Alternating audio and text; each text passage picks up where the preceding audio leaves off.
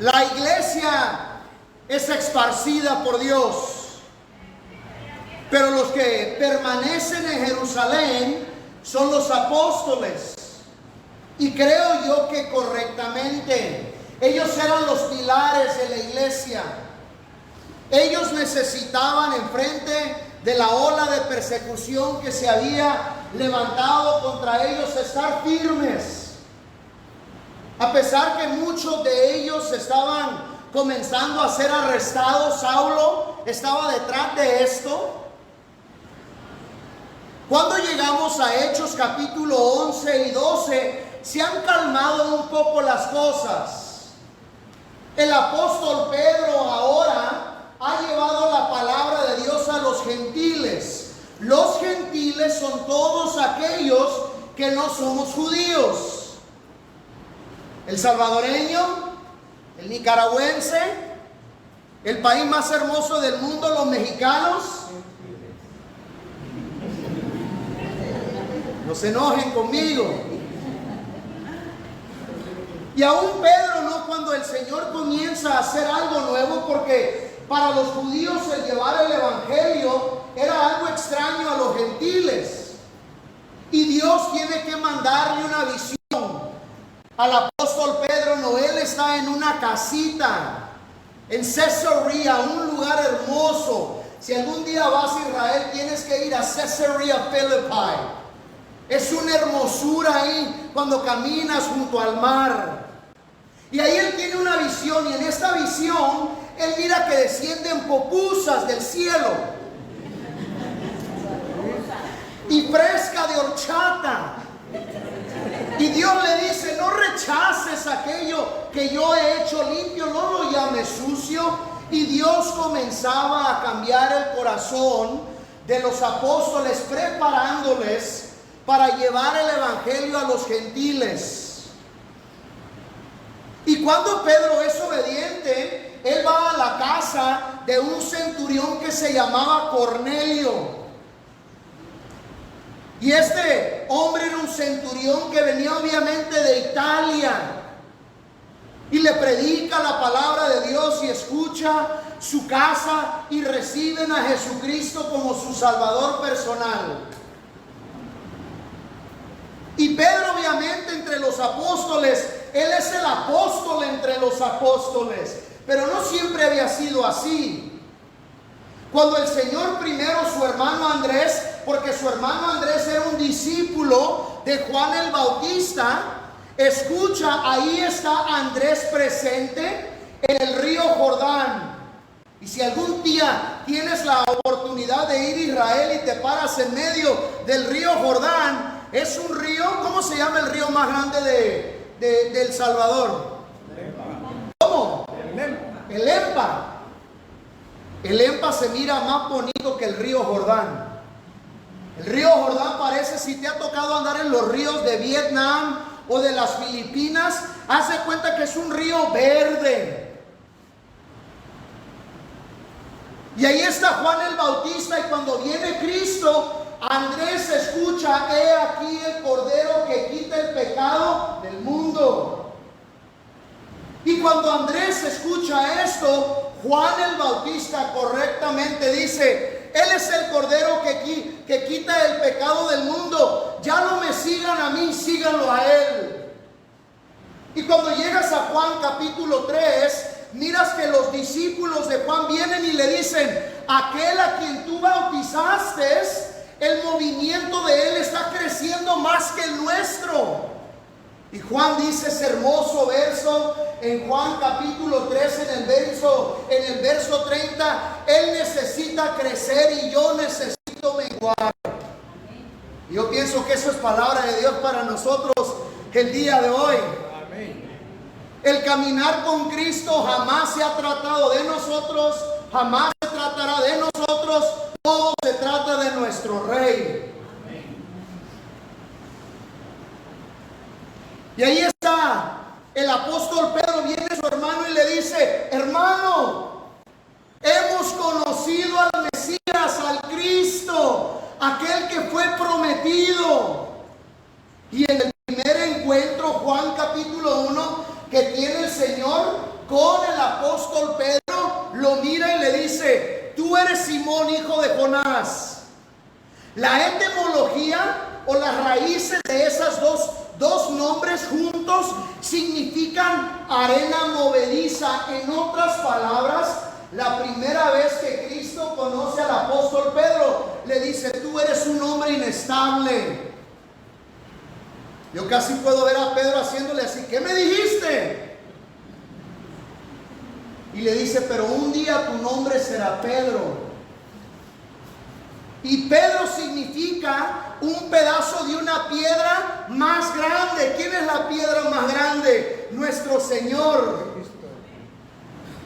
Y aproximadamente era como 1 año y medio. En Mateo capítulo 16, que el apóstol Pedro tenía 1 año y medio siguiendo a Jesucristo, sus ojos habían visto a Cristo resucitar a los muertos. Los ojos de Pedro habían visto a los paralíticos: toma tu lecho y anda. Pedro estuvo, hermana, presente cuando el Señor multiplicó las pupusas en el desierto. Ahí estaba Pedro. Y de repente, ya sabes, Cristo lleva a sus discípulos a las puertas del infierno, a Cesarea Teledan. Si vas a Israel, te puedes parar en un hermoso río, y ahí detrás de ese río todavía quedan las ruinas donde las naciones paganas venían y sacrificaban y adoraban a sus dioses. Y es ahí donde Cristo le pregunta a los discípulos: ¿quién dicen que soy yo? No, pues unos dicen que eres Elías, otros dicen que eres Juan el Bautista regresado de los muertos. Y de repente la pregunta del momento: ¿pero quiénes dicen ustedes que soy yo? Y yo pienso que cuando el Señor preguntó eso, había un silencio, porque sabían que no era cualquier hombre, pero que saliera de la boca de uno de ellos. Incluso cuando Pedro contesta: tú eres el Mesías, Jesús lo mira y le dice: Pedro, tú eres tan tonto que no podrás llegar a esa conclusión tú solo. Eso no te lo reveló ni sangre ni carne, te lo reveló mi Padre. Y en ese momento, cuando Pedro confiesa a Jesucristo como su Salvador personal, cuando él lo reconoce como Dios en carne, dice: ya no serás llamado Simón, hijo de Jonás, desde este momento eres Cefas. ¿Sabes cómo nos convertimos tú y yo de personas inestables a personas que somos como piedra? Cuando tú y yo, cuando el Señor Jesucristo cesa de ser un residente en tu vida y se convierte en el presidente de tu vida. Fue cuando Pedro le dio el lugar apropiado a Jesucristo en su vida, que pasó de ser un hombre inestable. No me malentiendas, estudia la vida de Pedro y cada ratito se tropezaba este compa. Hablaba cuando no debería de decir nada. Cuando debería de decir algo, se quedaba callado. Cuando el Señor le dice: no puedes velar conmigo ni una hora, está roncando. En el monte de la transfiguración, ahí está el Señor con Moisés, con Elías, está dormido. El Pedro tenía sus problemas. Pero aquí en el libro de los Hechos, en capítulo 12, en realidad, cuando tú continúas con el libro de los Hechos, Pedro desaparece. No lo volvemos a ver hasta que vuelve a escribir, o escribe primera de Pedro y segunda de Pedro. Pero quiero que veamos unas cosas, porque aquí probablemente Pedro tiene como unos 15 años caminando con el Señor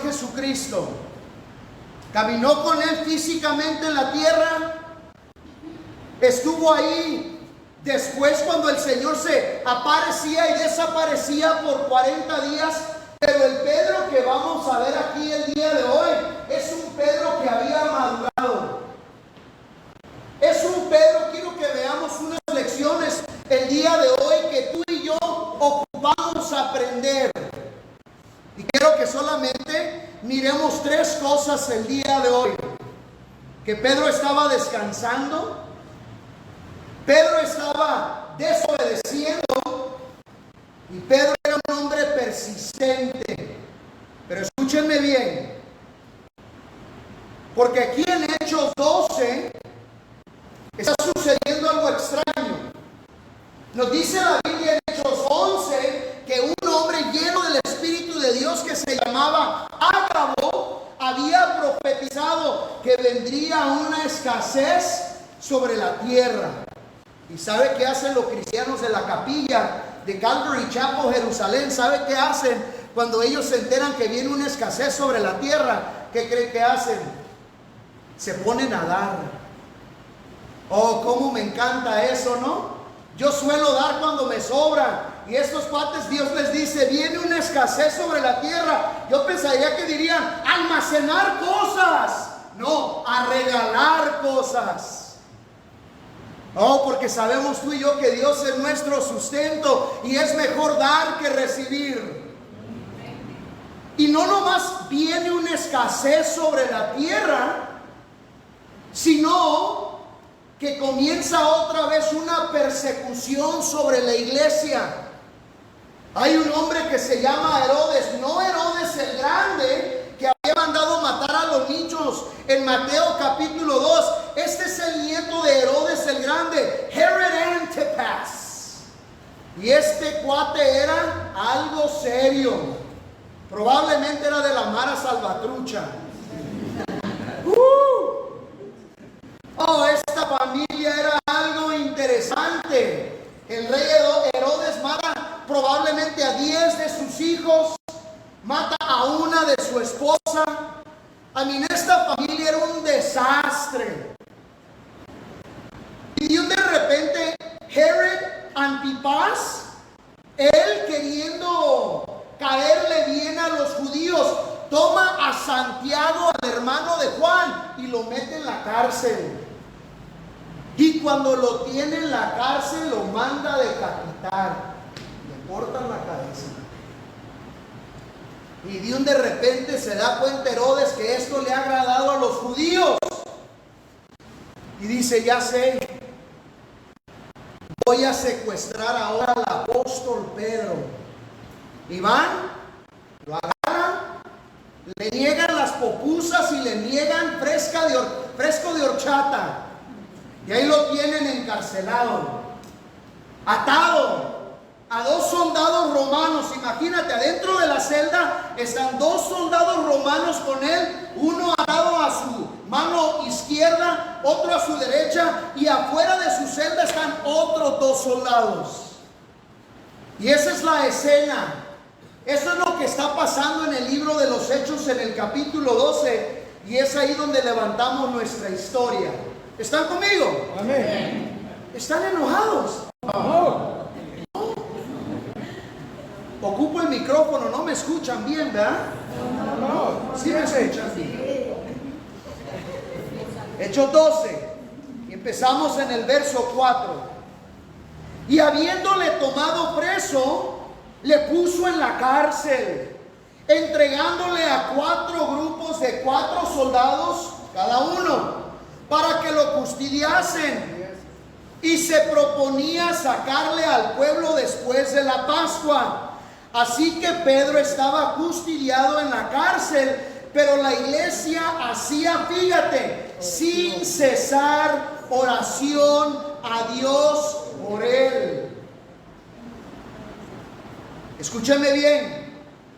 Si quieres aprender a agarrarle saborcito a la palabra de Dios, conviértete en un estudiante de la palabra de Dios. Aquí cuando la Biblia dice que oraba la iglesia por él sin cesar, esta palabra orar en el griego es una palabra bien interesante. Es una palabra en el griego que significa que era usada por los griegos cuando estirabas tu músculo hasta donde no podías estirarlo más. Tú sabes que muchas veces Dios permite adversidad, permite aflicción en las personas que tú amas, porque Él quiere traerte a un lugar en tu vida donde estiras tu músculo de oración más que jamás lo habías estirado antes. O cuando el doctor te dice, es cáncer. Cuando la mujer llega a la casa con papeles de divorcio. Cuando el hijo está en el hospital peleando por su vida. Cuando te marcan un accidente. Tendemos a estirar el músculo de oración como en otros momentos no lo hacemos. Y aquí está Pedro, encarcelado en la iglesia, ha reaccionado apropiadamente, está orando sin cesar, están clamándole a Dios. Y mira lo que pasa aquí en el verso 6. Y cuando Herodes le iba a sacar aquella misma noche, estaba Pedro ansioso, sin poder dormir y descansar.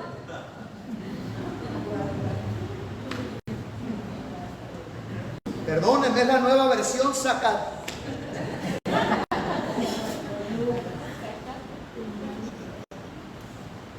Si tú supieras,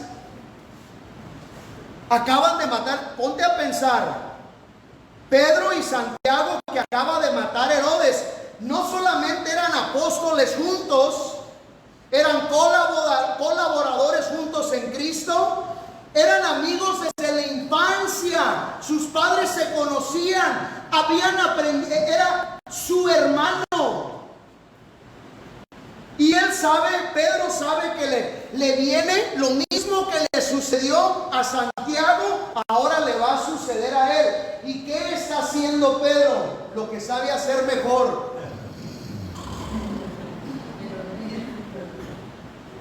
Algunos tienen el don de dar, otros de predicar, y mi hermano Adrián tiene el don de dormir.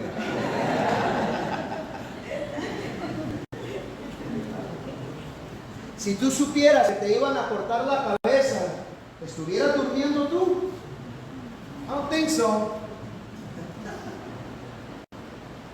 La pregunta entonces es, ¿cómo es que Pedro está descansando?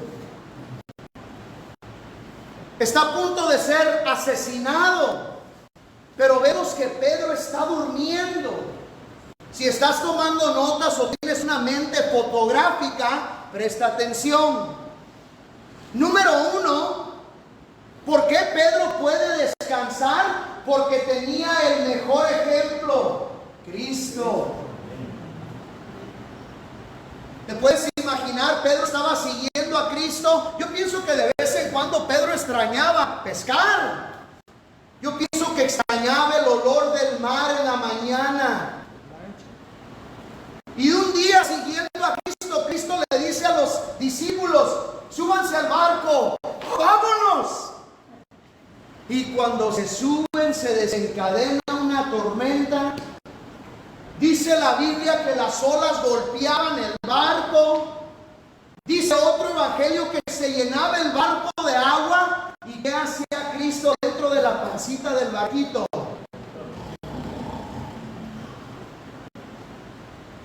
El Señor le estaba enseñando a los discípulos que es posible encontrar descanso en las tormentas de la vida. Luego en otra lección en Mateo 14 les enseña, es posible caminar sobre las tormentas de la vida. ¿Por qué está descansando Pedro? Porque él había tenido un gran ejemplo. Y si tú y yo vamos a aprender como Pedro descansar aún en el rostro de la muerte, es porque tenemos los ojos fijos en Cristo. Y eso es lo que había hecho Pedro. Pero no solamente tenía un ejemplo en Cristo, tenía la palabra del Señor. ¿Recuerdas en Juan 21? Pedro había negado al Señor el Señor viene a reprenderlo, pero a restaurarlo. Y le dice a Pedro: Pedro, un día cuando tú estés viejito, cuando eras joven, ibas y venías como tú querías. Pero ya que estés viejito, te van a llevar a donde no quieres ir y te van a estirar las manos, hablando de la muerte que le esperaba al apóstol Pedro. Pero Pedro en este capítulo no está viejito. Fíjate, ¿a los cuántos años se considera que alguien está viejito? Bueno, aquí Pedro tiene como unos 44, 45 años, más o menos como yo. Pero cuando muere Pedro, ya tiene 61, 62. Entonces, por testimonio de Cristo, si tiene 60, ¿qué crees? Estás viejito.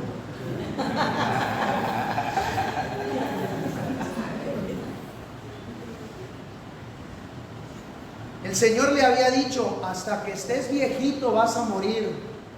Y le dijo cómo vas a morir. Y aquí él sabe que no ha llegado su momento. ¿Sabes cómo descansas en las tormentas de la vida? No solamente porque tienes a Cristo como ejemplo, pero porque sabes caminar por fe. Porque sabes tomar las palabras del Señor Jesucristo a pecho y vivir por ellas. Pero escúchame bien, porque ahí viene la tercera razón y continuamos con nuestro estudio.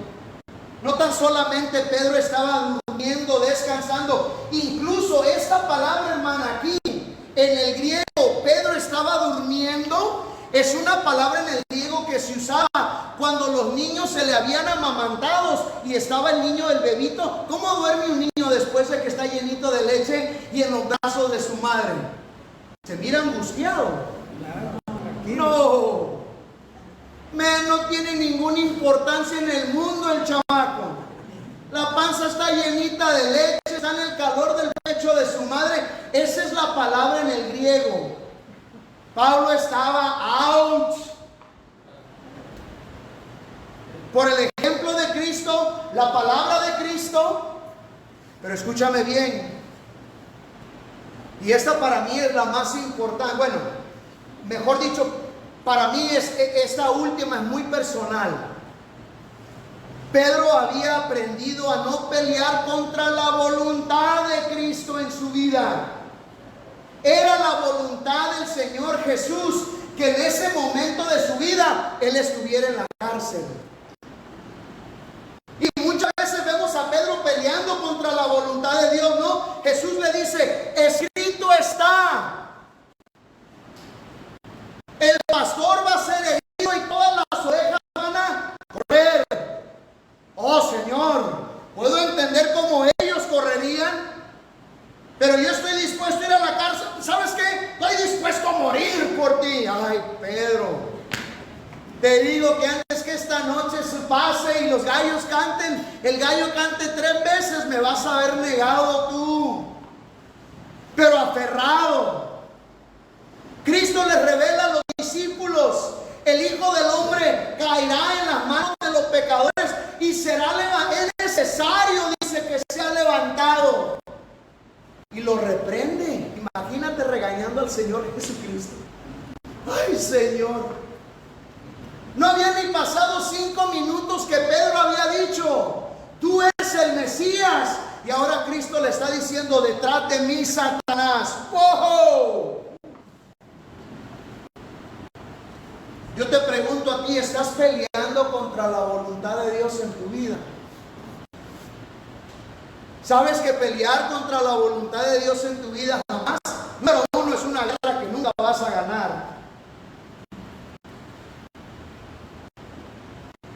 ¿Estás peleando contra Dios? Sabes que hay un salmo, creo que, si no me falla la mente, creo que es el Salmo 53, donde dice: el insensato ha dicho que no hay Dios. ¿Es correcto? ¿Así dice? Pero hermanita, ¿sabe qué?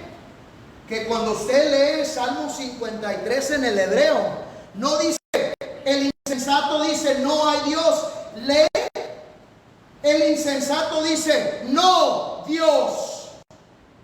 Eso cambia todo. Porque sabes, muchas veces tú y yo como cristianos, ¿qué crees que decimos cuando el Señor nos dice que tenemos que hacer algo? No. Ten mucho cuidado con decirle a Dios. No podemos decir no y Señor en la misma frase. Eso es una contradicción. En inglés se dice es un oxymoron. O sea, es algo que no cuadra. Es como decir el pastor Ángel está feo. Eso no es cierto.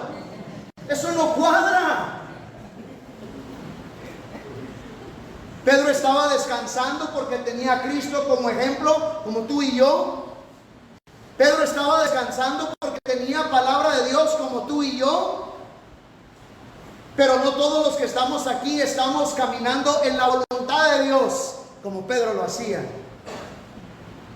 Y si quieres descansar en las tormentas de la vida, tienes que aprender esas 3 lecciones.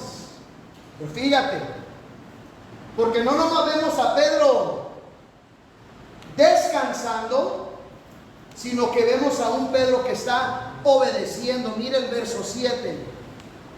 Y he aquí que se presentó un ángel del Señor, y una luz resplandecía en la cárcel, y tocando a Pedro en el costado le despertó diciendo, levántate pronto. Y las cadenas se le caen de las manos. Verso 8. Le dijo el ángel, cíñete y átate las sandalias. Y fíjate, y lo hizo así. Y le dijo, envuélvete en tu manto y sígueme. Y saliendo, ¿qué? Le seguía. Fíjate.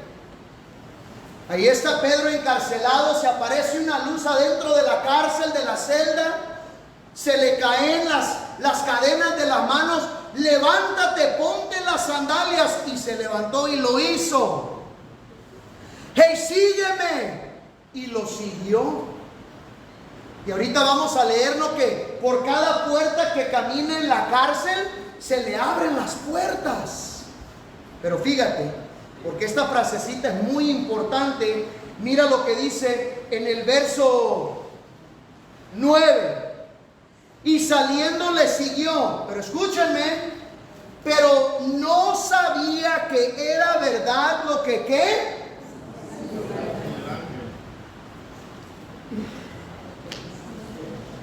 Hermano, ahí está Pedro en la cárcel. Se le han caído las cadenas. Cíñete las sandalias, ya se las puso. Sígueme, ya le comenzó a seguir. Pero la Biblia nos dice que mientras él hacía estas cosas, él no sabía si realmente le estaba sucediendo lo que estaba viendo entre sueños en una visión. Pero Pedro le obedeció de todos modos. Escúchenme bien. ¿Cuántos de nosotros los que estamos aquí ahorita, Dios nos ha hecho promesas, pero a veces pensamos que lo que Dios nos está diciendo es, ¿será cierto o no será cierto, Señor? ¿Será esa quinta popusa que me comí aquella noche que me hizo soñar como soñé? Señor, seguramente me imaginé yo que me hablaste. Señor, seguramente aquello que estaba tan convencido que tú me habías dicho, no era tu voluntad, sino que era un deseo que yo tenía. Fíjate, nunca vas a salir de la cárcel de la duda si no aprendemos a caminar con Dios a pesar de que no estemos. El caminar por fe no es caminar ciegamente. Pero caminar por fe implica que Dios te pide que tomes pasos sin saber hacia dónde te diriges. Y es ahí donde tenemos que aprender a confiarle. Y no me digas que no hay alguien aquí esta noche como yo, que estoy así, Señor, ¿eres o no eres tú? ¿Esto que me has hablado será verdad o no será verdad? ¿Es realidad o no es realidad? Pero Pedro hizo todo lo que él creyó que Dios le estaba mandando a hacer. Y te digo una cosa, Si es Dios guiándote, Él nunca te va a pedir que hagas algo contrario a la palabra de Dios. Y ahí está Pedro, a pesar de que él cree, no está seguro, no está convencido si es realidad o no. Mira lo que dice en el verso 9, sino que pensaba que era una visión. Y habiendo pasado la primera y la segunda guardia, llegaron a la puerta de hierro que daba a la ciudad, la cual se le abrió por sí, ¿qué? Y salidos pasaron por una calle, y luego el ángel se partió de él. Verso 11, entonces Pedro, volviendo en sí, dijo, ahora, fíjate, ahora entiendo, fíjate, verdaderamente que el Señor me ha enviado un ángel y me ha librado de las manos de ¿quién?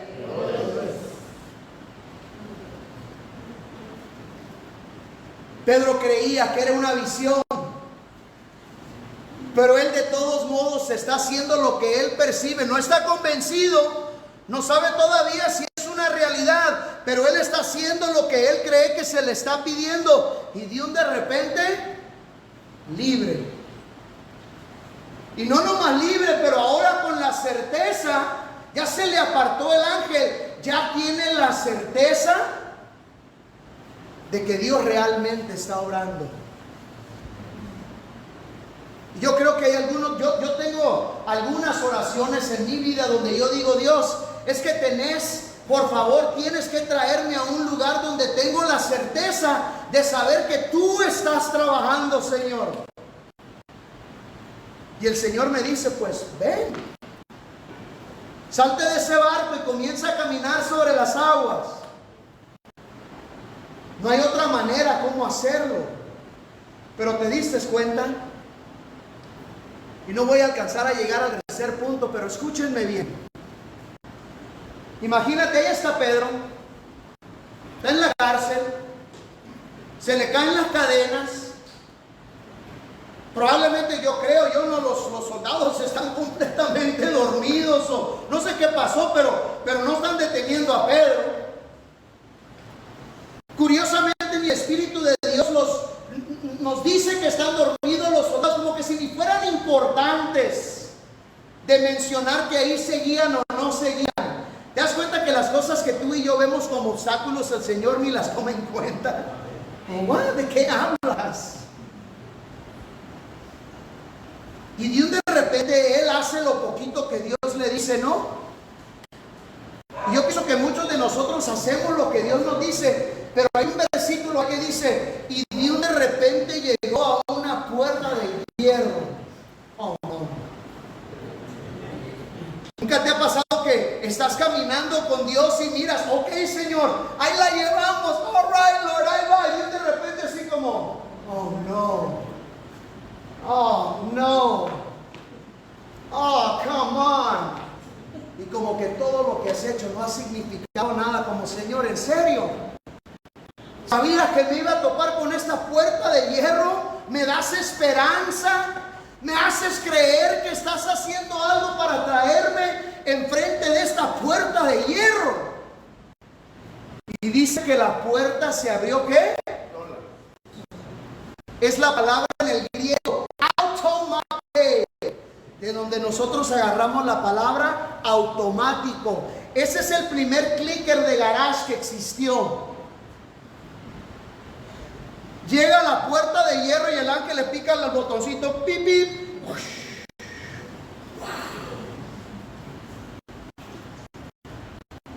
¿Sabes por qué Dios pone puertas de hierro enfrente de ti? Él quiere que trabajemos con Él. Pero a veces cuando empezamos a trabajar con Él, empezamos a creer, ¿cómo no van a suceder las cosas si yo soy bien obediente? ¿Ah? Yo soy papas fritas, claro que sí se van a hacer las cosas. Dios pone puertas de hierro enfrente de ti para recordarte que el único que ha hecho las cosas es Él.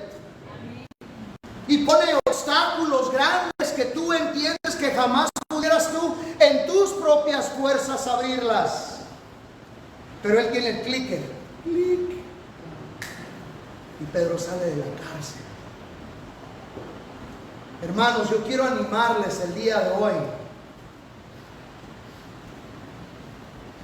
Yo quiero ser un hombre maduro en Cristo.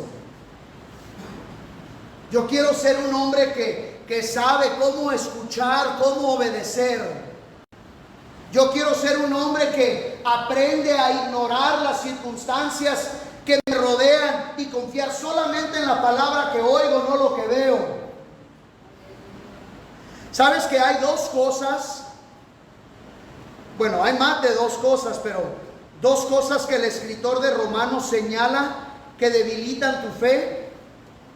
No tienes que ir ahí porque no tenemos tiempo, pero dice en el capítulo 4, dice, y no se debilitó la fe de Abraham al considerar su cuerpo que estaba ya como muerto, siendo casi de 100 años. O no consideró la esterilidad de la matriz de Sara. Fíjate lo que el apóstol Pablo está diciendo de Abraham. Dice, Abraham hizo dos cosas que no debilitaron su fe. Número uno, cuando Dios viene y le dice a los 99 años, mijo, próximo año vas a ser un papá. Oye, le da risa a este cuate y dice, la máquina ya no trabaja. ¿Cómo voy a tener un hijo?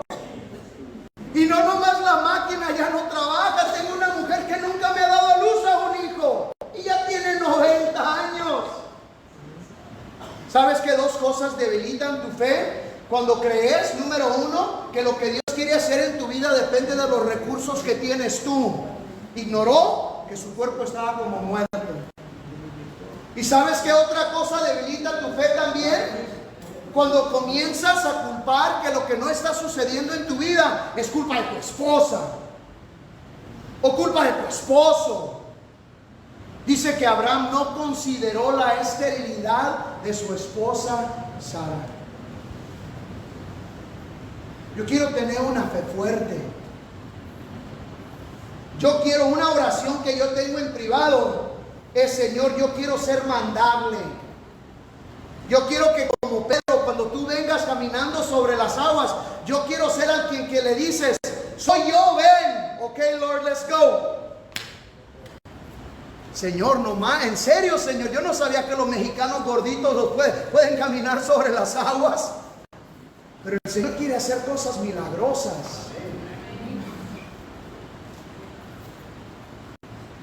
Tengo dos últimos pensamientos. Nunca quiero pensar que todos los que estamos aquí somos cristianos, porque a veces hay cristinos entre nosotros.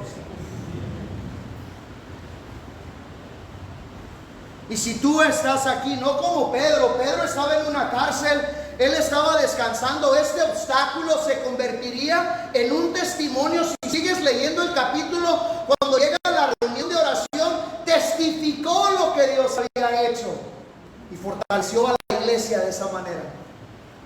Pero a lo mejor el día de hoy tú aquí estás en una cárcel, no en una cárcel física, estás en una cárcel porque nunca has recibido a Cristo como tu Salvador personal.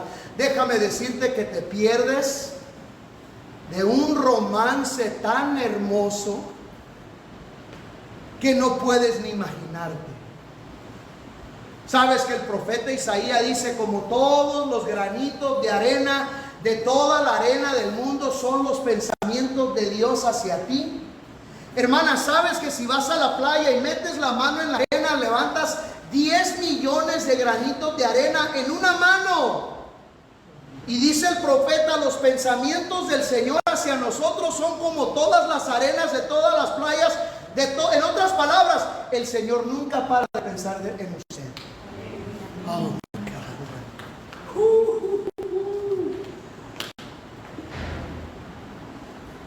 Y si tú estás aquí y no conoces ese amor, el Señor quiere que sepas que te ama y que ha muerto por ti, que si tan solamente confiesas con tus labios, si en tu corazón tú sabes que está brotando, porque la fe tiene que venir del corazón, tienes que creerlo y con los labios lo confiesas. Hay alguien aquí que nunca ha aceptado a Cristo como su Salvador personal. Hoy es el día de la salvación. ¿Hay alguien aquí? Todos somos cristianos.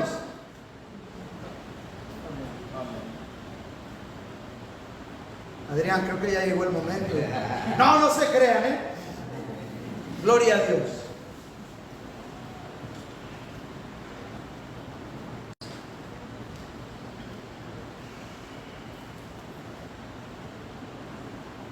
Creo que hay algunos de los que estamos aquí el día de hoy, estamos estancados en nuestro caminar cristiano.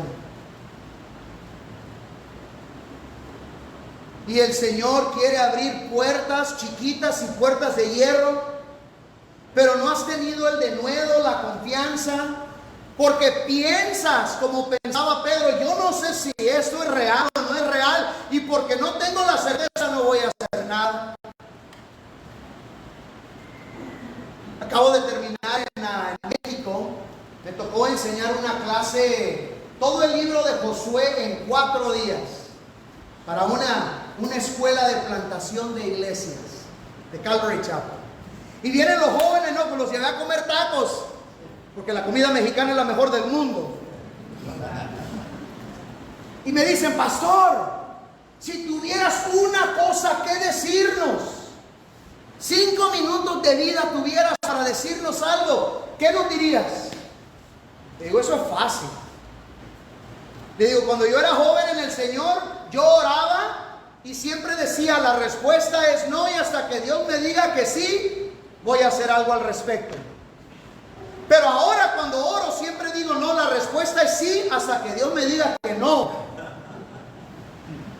Y te digo algo, vengo llegando de Israel, llevo 19 veces que viajo a Israel. Acabo de estar en Irak, en Cuba, predicando en todos los Estados Unidos, en México, Irlanda, Bélgica, Polonia, la India, Italia. No me quedan ni los dedos para decirles todos los lugares a donde Dios me ha llevado, porque ahora tengo en la mentalidad: es que la respuesta es sí, Señor, hasta que tú me digas que no. Lo que le estoy pidiendo a Dios no son cosas malas. Y digo: Señor, te amo con todo mi corazón, yo voy a empezar a caminar. Y el Señor me ama tanto que cuando comienzo a caminar en una dirección que no es de Él, take it easy, son. Yes, Lord. Okay. Y yo creo que hay algunos de ustedes, no se enfada uno día tras día, semana tras semana.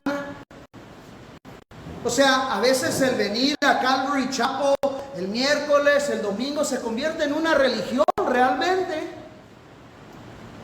Decía un pastor de Calvary Chapel: el problema que tenemos en Calvary Chapel es porque conocemos la verdad, pensamos que la estamos aplicando. ¡Auch! Y yo no sé si tú estás aquí y dices: mi llamado es diferente que el tuyo. Yo, algunos de ustedes, como mi hermano Adrián, yo lo veo y digo: qué hermoso llamado tiene este hombre. Tiene una esposa hermosa que ama a Dios. Me invitan a su casa a comer de su mesa, y yo miro a sus hijos. Yo miro qué llamado tan hermoso de ser un padre fiel, un esposo amoroso, un padre que derrama la palabra de Dios en sus hijos. No creo que existe un llamado más hermoso. Pero yo quiero creer que hay personas que están aquí. Sabes que Dios comienza a jalar las cuerdas de tu corazón y te dices: yo tengo cosas más. A lo mejor para algunos de ustedes se las está deletreando, a lo mejor no. Ese no es el punto. Pero creo que habemos algunos de los que estamos aquí que sabes que Dios quiere algo más contigo, pero tienes miedo. Y te voy a pedir que hagas algo el día de hoy. Si algo ha ministrado tu vida el día de hoy, ya sea que estás en una tormenta y no logras descansar porque estás batallando en confiar en la palabra de Dios, o a lo mejor no estás obedeciendo y no logras ver más allá de el dudar, el no creerle a Dios, es estar encarcelado. ¿Te acuerdas? Juan el Bautista dijo: he aquí el Cordero que quita el pecado del mundo. Y luego desde la cárcel manda a 2 de sus discípulos, pregúntenle si eso no es. Eso es lo que hace la duda, nos hace sentir encarcelados. Y Dios tiene algo mucho más grande para ustedes. Yo te voy a pedir que te pongas de pie si Dios ha tocado, ministrado tu corazón en algo. Quiero orar por ti. Y no te quedes sentado, ay, es que si me paro todos van a saber que ay, no puedo. Dios rechaza la soberbia, Dios rechaza el orgullo, el Señor exalta al humilde. Y si Dios te ha ministrado, ponte de pie. Yo solamente quiero orar por ti. Ya eres cristiano, ya aceptaste a Cristo. Nomás estoy pidiéndole a los que Dios les ha hablado algo, que se pongan de pie. Si Dios no te ha hablado nada, no significa que no estabas escuchando, que no eres espíritu. Simplemente, si sabes que Dios ha hablado a tu corazón, quiero orar por ti. Padre, bendice a mis hermanos. Yo estoy parado con ellos. Padre, yo he sido en momentos, Señor, una persona que porque no tenía la certeza no quería hacerlo. Pero mis hermanos, el día de hoy hemos escuchado tu voz. Y Padre, no hay ninguna razón por la cual alguien se haya parado que tú no sepas. Y yo te pido que tú te conviertas para cada uno de nosotros lo que nosotros ocupamos más. Padre, yo sé que tú honras un corazón sincero y nadie de los que se ha parado tú vas a rechazar. Te pido que hagas, que nos mandes llamar, que hagas cosas grandes, que hagas cosas como dice Efesios 3:20, mucho más allá de lo que podemos pensar o pedir. Y te pido en este momento, Señor, que descienda el Espíritu de Dios y que seas tú llenándonos, Cristo. Porque lo que tú nos estás pidiendo hacer, si tú no lo estás pidiendo es porque nos vas a dar el poder para poder hacerlo. Y ayúdanos a confiar, Señor, que así es. Porque queremos representarte, Señor. Te amamos, te bendecimos, en el nombre precioso de Cristo. Amén. Gracias por dejarme compartir con ustedes.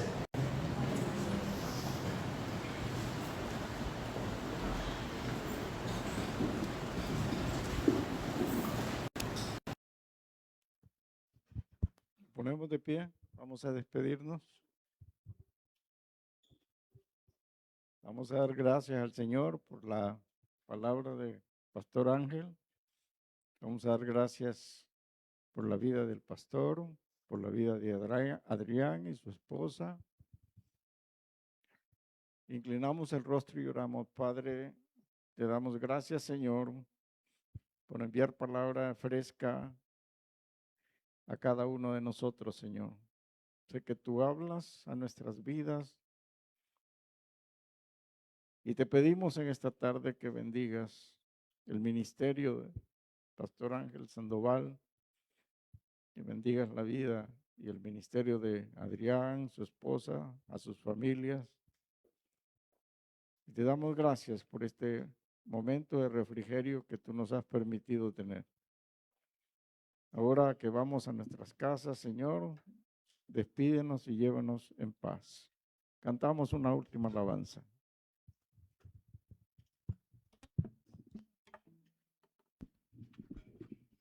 Dos.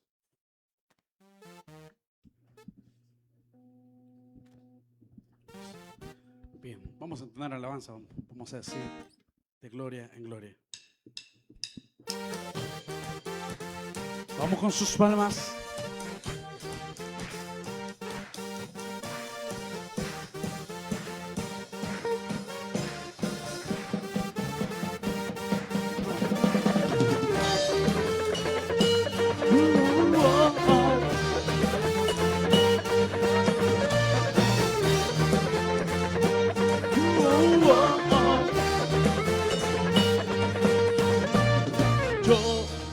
Quiero ver, vamos, cántale, tu luz brillando en mí, a través de ti ser un altar, que todos puedan ver, que todos oigan. Tú eres vida, la esperanza, perfecta gracia que me ha rescatado. Tú eres vida, la esperanza, perfecta gracia que me ha rescatado. Ya no vivo yo, Cristo vive en mí. Yo quiero ser en tus manos. Ya no vivo yo, Cristo vive en mí. Yo quiero ser en tus manos. De gloria, de gloria, te veo Dios. De gloria, en gloria, transformado soy por tu espíritu.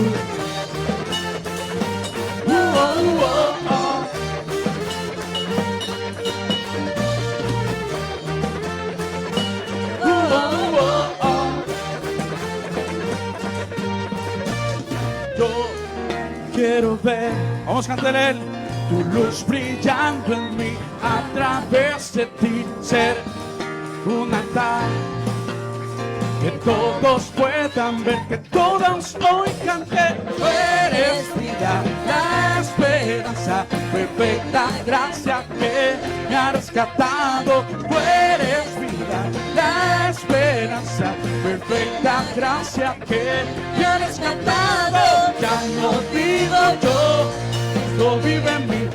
Yo quiero ser en tus manos. Ya no vivo yo, Cristo vive en mí. Quiero ser en tus manos. De gloria, de gloria, te veo Dios. De gloria, en gloria, transformado soy por tu espíritu.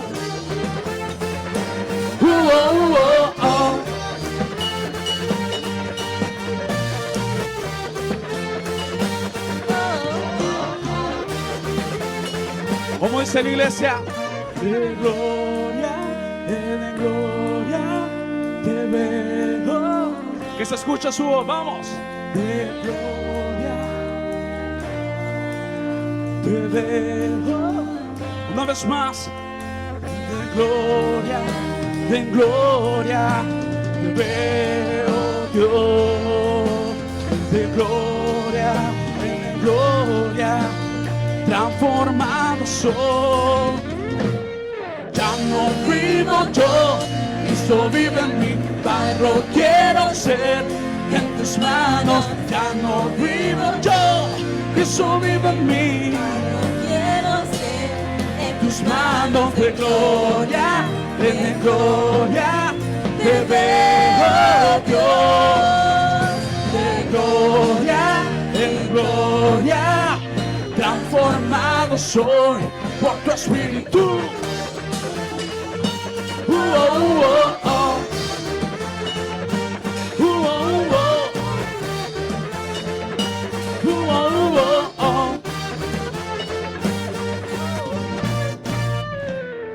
Amén. Que el Señor bendiga a todos.